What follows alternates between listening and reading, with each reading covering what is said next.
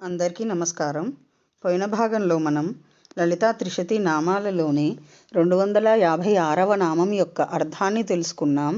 ఈ భాగంలో 257వ నామం యొక్క అర్థాన్ని తెలుసుకుందాం.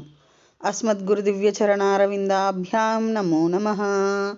అశేషజనమోహినీం అరుణమాల్యభూషాంబరాం జపాకుసుమభాసురాం జపవిధౌ స్మరేదంబికాం. శివాయ గురవే నమః. శ్రీగురు పదాంభుజములకు సభక్తికమైన ప్రణామాంజలి సమర్పణతో లలితా త్రిశతి నామ సంఖ్య 257. ఓం కామేశ్వర మహేశ్వర్యై నమః. ఓం కామేశ్వర మహేశ్వరి. ఇది 8 అక్షరముల నామము. ఈ నామముతో మనము అమ్మవారికి సభక్తికముగా నమస్కరించుచున్నప్పుడు ఓం కామేశ్వర మహేశ్వర్యై నమః అని పలుకవలెను. కామేశ్వర మహేశ్వరి. కామేశ్వరునకు నిరుపాధికమైన ఐశ్వర్యము ఇవ్వగలిగినది అని అర్థము.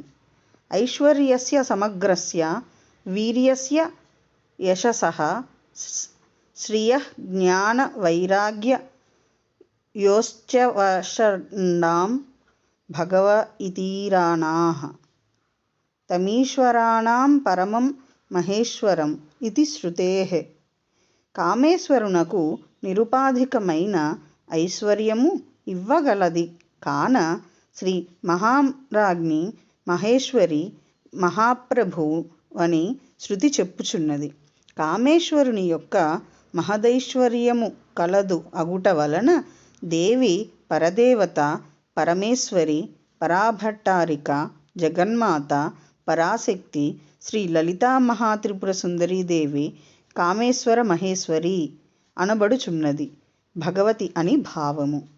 సమగ్రమైన ఐశ్వర్యము, వీర్యము, యశస్సు, సంపద, జ్ఞానము, వైరాగ్యము ఈ ఆరింటికి భగమని పేరు అనియు ఈశ్వరునకు పరమహేశ్వరుడు అనియు శృతులు చెప్పుచుండుట వలన భగవతి మహామహేశ్వరి పరాభట్టారిక జగన్మాత పరాశక్తి శ్రీ లలితా మహాత్రిపుర సుందరీదేవి కామేశ్వర మహేశ్వరి అని భక్తులచే అర్చింపబడుచున్నది.